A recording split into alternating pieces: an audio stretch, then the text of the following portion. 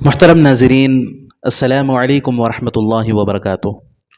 آج جس موضوع پر ہم گفتگو کرنے والے ہیں وہ بہت سینسٹیو ہے، بہت اہم ہے اور ہمارے ایمان سے، ہمارے عقیدے سے جڑا ہوا موضوع ہے۔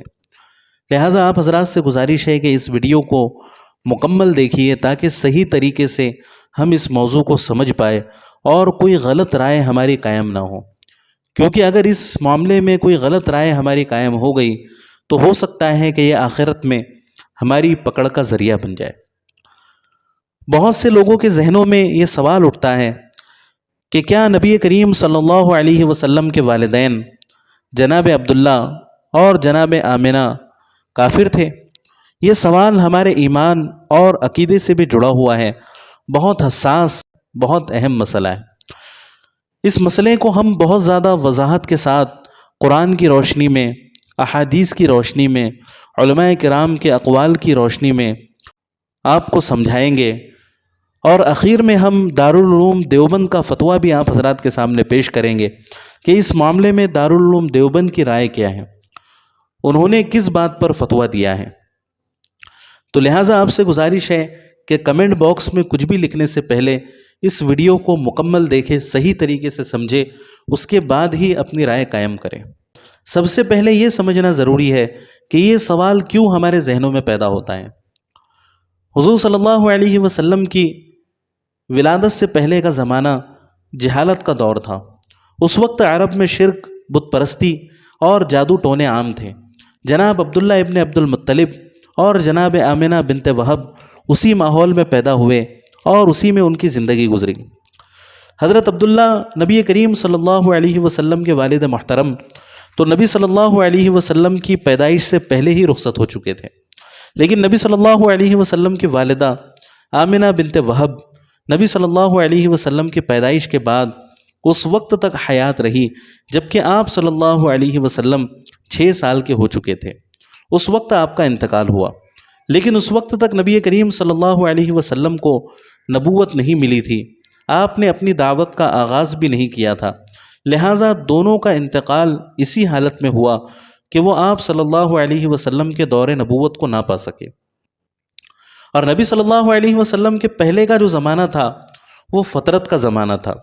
600 سال حضرت عیسیٰ علیہ السلام کے بعد گزر چکے تھے کہ کوئی پیغمبر روئے زمین پر نہیں آیا تھا۔ تو اس سے ہمیں یہ بھی پتہ چلتا ہے کہ نہ انہوں نے کسی پیغمبر کا زمانہ پایا اور نہ ہی نبی کریم صلی اللہ علیہ وسلم کی نبوت کا دور انہیں ملا۔ لیکن سوال یہی پیدا ہوتا ہے کہ کیا واقعی وہ کافر تھے یا ان کا ایمان کسی اور شکل میں تھا؟ اللہ تعالیٰ نے انہیں کسی اور طرح کا ایمان عطا فرمایا تھا۔ آئیے جلدی سے اس مسئلے کو سمجھتے ہیں۔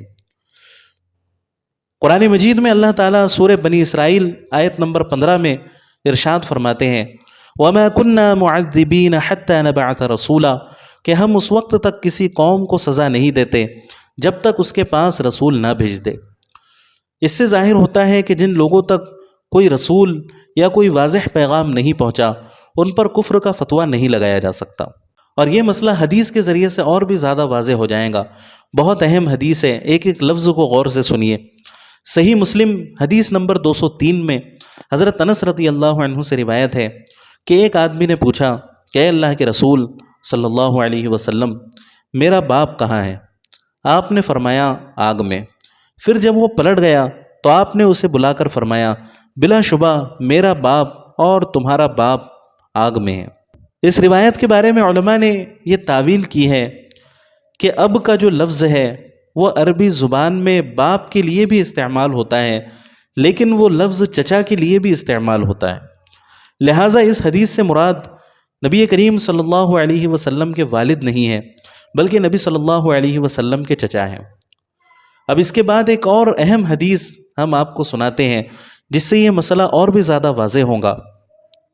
صحیح مسلم کتاب الجنائز باب استئذان النبی صلی اللہ علیہ وسلم ربہ عز وجل فی زیارت قبر امہ، حدیث نمبر 2258 میں نبی کریم صلی اللہ علیہ وسلم کی روایت موجود ہے۔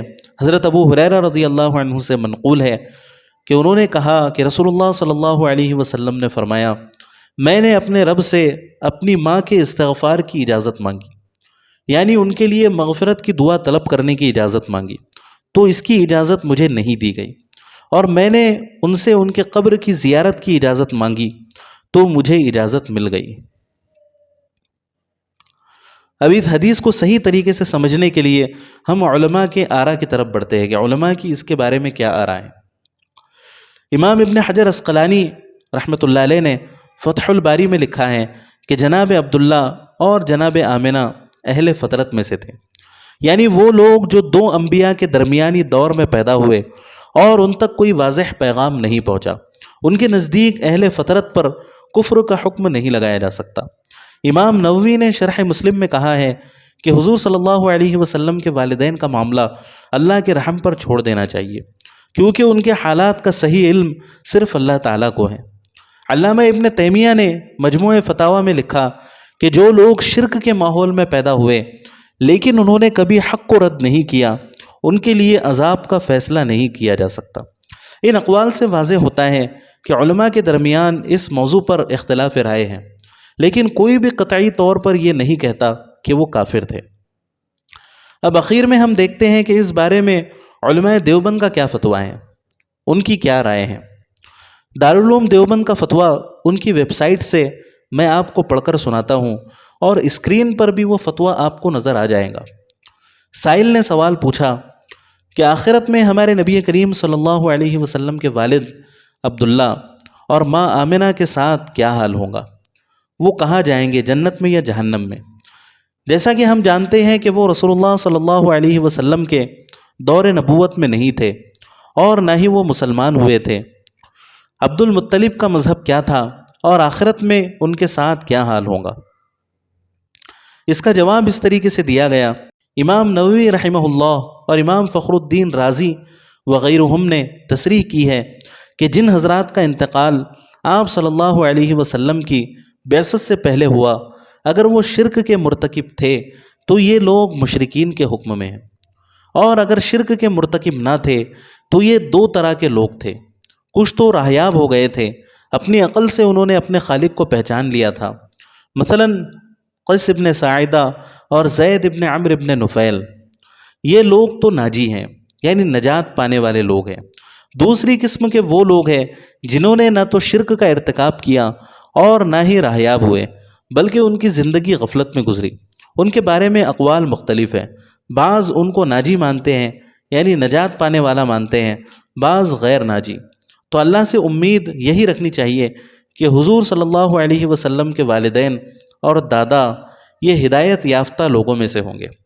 بلکہ بعض ضعیف روایتوں میں یہ بھی آیا ہے کہ اللہ تعالیٰ نے اپنے فضل و کرم سے حضور صلی اللہ علیہ وسلم کے والدین کو دوبارہ زندہ کیا تھا، اور یہ لوگ حضور صلی اللہ علیہ وسلم پر ایمان لائے، پھر دوبارہ ان کو موت دے دی گئی۔ بہرحال آخرت میں حضور صلی اللہ علیہ وسلم کے والدین، دادا وغیرہ کے ساتھ کیا ہوگا، اس سلسلے میں کوئی قطعی بات نہیں کہی جا سکتی، اور نہ ہی مسلمانوں کو اس کے درپے ہونا چاہیے، اس لیے کہ یہ کوئی عقائد سے متعلق مسئلہ نہیں ہے کہ قبر میں پوچھ ہوں گی۔ مسلمانوں کو تو چاہیے کہ ایسی چیزوں میں اپنا قیمتی وقت صرف کرے جن میں ان کے لیے دنیا یا آخرت کا کوئی فائدہ ہو۔ نیز اس مسئلے میں بحث کرنے سے بسا اوقات ایسی بات بھی زبان یا قلم پر آ سکتی ہے جو خلاف ادب ہے، اس لیے اس مسئلے میں توقف اور سکوت ہی بہتر ہے۔ واللہ تعالی اعلم۔ محترم ناظرین، قرآن مجید کی آیت اور احادیث مبارکہ اور علماء کرام کے اقوال اور اخیر میں دارالعلوم دیوبند کا فتویٰ میں نے آپ حضرات کے سامنے وضاحت کے ساتھ پیش کر دیا ہے۔ امید ہے کہ یہ مسئلہ آپ کے سامنے واضح ہو چکا ہوگا۔